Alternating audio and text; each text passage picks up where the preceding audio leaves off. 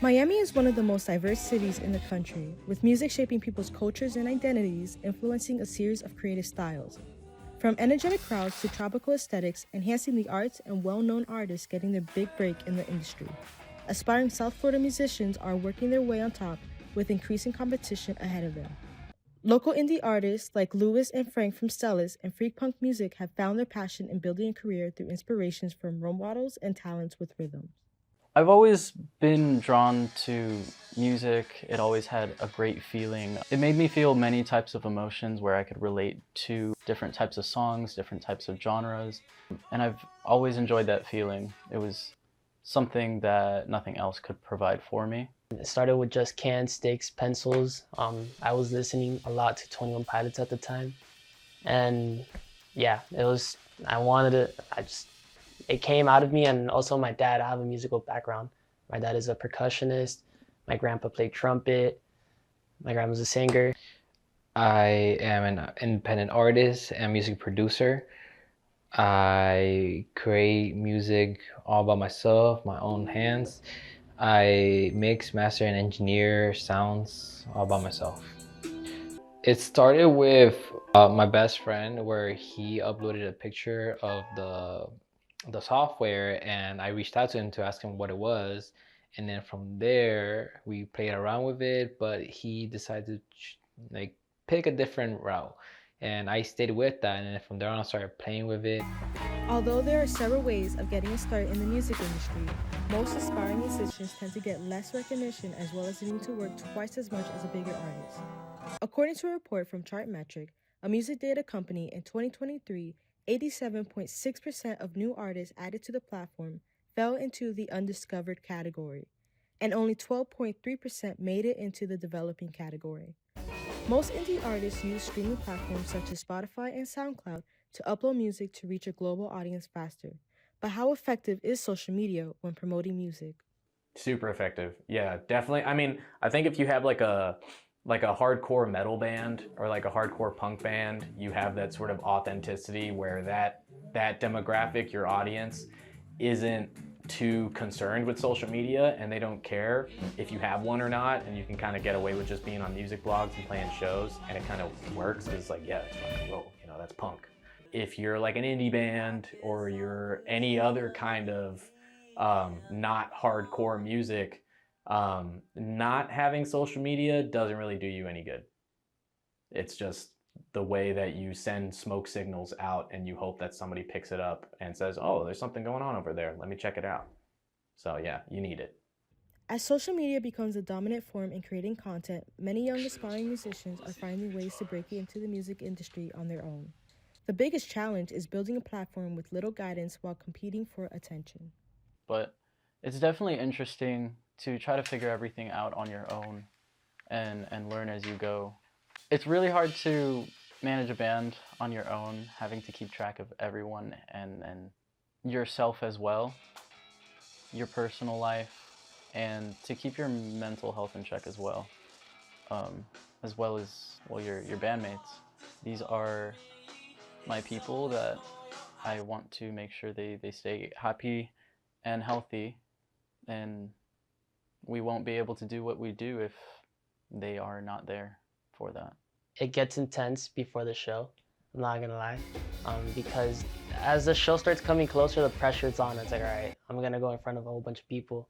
It's like you're gonna start having to nail yourself, ground yourself more. The challenges has been being heard, because it's all about the putting in the action. Because if you expect to just sit back and relax after making something, you're not gonna get nowhere. It's all about you. You have to push yourself to be spread around, and you have to really just have patience. I've been, rejected by a couple studios where I'll be like, hey, what do you think of this? Or what you think I can be part of this? And they'll be rejecting me. And then after that, that's where it would click to myself that I will have to become an independent artist.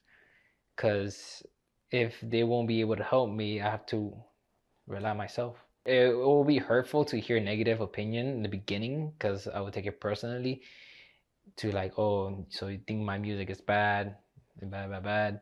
But now, eventually in time, it comes to realization where that could be a useful thing for you. Knowing who your audience is and what they want is key during the music process, a problem many rising artists face when trying to attract listeners. It's your first project, just drop it, because you're not going to learn from your mistakes until you make them. And you already are making them, so just do it so that you can learn from it. And then I think just being consistent, you know, don't like go into a cave then and like come out with another album 4 years later.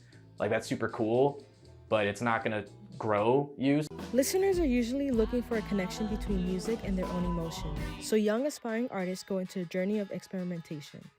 DDX, a local DJ, is open to any opportunity to transform music.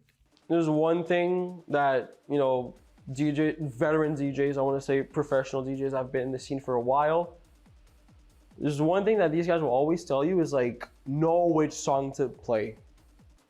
And oftentimes I'm like, okay, this song goes well with that one, and so on and so forth. But there could be the chance that like some people either don't like it or they just go back to like sitting down and like not dancing and stuff. And that's kind of like one of the biggest like anxieties that I've had, because as someone who's on the spectrum, I kind of suck at reading people's emotions, like trying to see what they want in a way. I know it may not look like that, but yes, you know, super high functioning in other areas. One like bad song choice or just one song choice can either make or break a crowd, and that's still something I need to work on. Despite a competitive field with thousands of indie artists overpowered by bigger musicians, they are able to persevere through many obstacles. So what are their goals and advice for other aspiring artists? I would say definitely not in my bedroom anymore, hopefully in a real studio.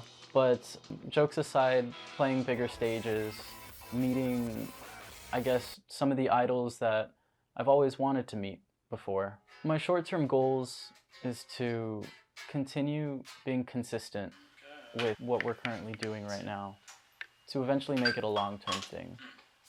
And then long-term is to hopefully live comfortably doing what we love. Don't let anything stop you from doing what you want to do. Try your best. Don't give up on that stuff, because you will eventually find yourself in a place where you never thought you would. Man, making it out there in the world, you know, that's like the dream of mine. It's not even for the fame, but because I just, you know, I want people to look at me, oh, that's Frank, you know, he plays for Stellis, or that's Frank, he's one of the best drummers I know, you know, he's inspired me. So just as much as I look up to drummers and bands, that's how I want to be looked at as well. Practice. Don't be afraid to pick up a pair of sticks, or not even a pair of sticks. Don't be afraid to pick up a pick and play guitar, you know, pick up a bow and play violin. It's honestly really important, and I think it's good that you're connected to an instrument. As for young musicians, just don't be afraid to push forward and just keep doing it, you know, just keep doing it. To have a legacy, a good legacy for creating music, helping people, inspiring people, let them know on like the struggle path that I went through, to make sure they don't feel alone and insecure. And of course, the benefits of being famous with the money, not only to help myself, but for those people, especially my family, and for those who were in need or was there for me. Make sure you're doing something you love. Make sure you have patience. Make sure that this helps you more than it helps others, because if there's no you, then there's no others. Have all the memories we left behind. Thanks.